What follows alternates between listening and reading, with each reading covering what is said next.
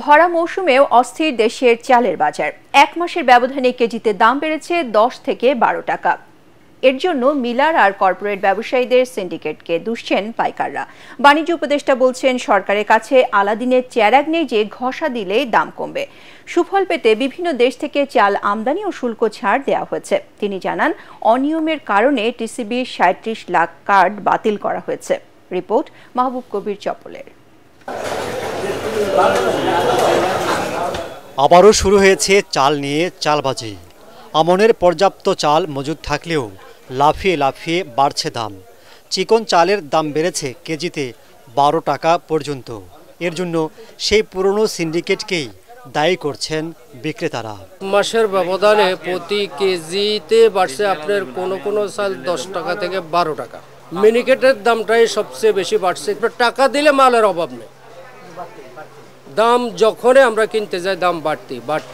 চালের উপরে যে ব্যাট ট্যাক্স ছিল ওটা কিন্তু মকুব করে দিচ্ছে, প্লাস উনি কিন্তু বাইরের থেকে আমদানি করছে। তারপরে সিজন আসছে, দেশে কিন্তু ধান চালের অভাব নাই, পর্যাপ্ত পরিমাণ ধান চাল আছে। কর্পোরেট কোম্পানি আছে আর মিলাররা আছে, সিন্ডিকেটকে করিয়া মনে করেন এই চালের দামটা বাড়াইয়া এই ১৫-২০ দিনের মধ্যে ভোক্তাদের থেকে আমাদের থেকে কোটি কোটি টাকা হাতিয়ে নিয়েছে। সরকার বলছে, চালের বাজার সহনীয় রাখতে ভারত, পাকিস্তান ও মিয়ানমার থেকে আমদানি করা হচ্ছে। প্রায় শূন্য করা হয়েছে আমদানি শুল্ক।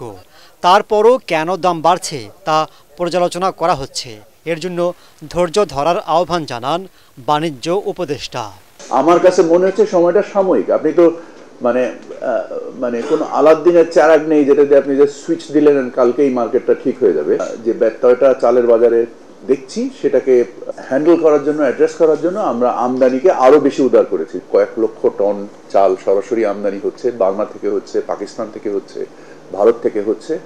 সো আগামী ৩ মাস বাজারের যে একটা সাময়িক অবস্থা তৈরি হয়েছে, আমরা আশা করি ইনশাল্লাহ এটা ঠিক হয়ে যাবে। তিনি বলেন, নিম্ন আয়ের মানুষের সুবিধায় সারা দেশে টিসিবির কার্যক্রম বাড়ানো হয়েছে। দুর্নীতির কারণে ১ কোটির মধ্যে ৩৭ লাখ কার্ড বাতিল করেছে সরকার। ১ কোটি পরিবারের কার্ডের মধ্যে প্রচুর দুর্নীতি ছিল, যারা বেঠিক ছিল, যা ডুপ্লিকেশন ছিল, তাদেরকে বাদ দেওয়া হয়েছে। আসন্ন রোজায় পণ্যের পর্যাপ্ত যোগান ও দাম সহনীয় রাখতে সরকার কাজ করছে বলেও জানান বাণিজ্য উপদেষ্টা। আমরা রমজান কেন্দ্রিক আমাদের যদি যে প্রস্তুতির কথা বলেন, আমরা মনে করি আমরা সামগ্রিকভাবেই প্রস্তুত। মাহবুব কবির চপল, ATN বাংলা, ঢাকা।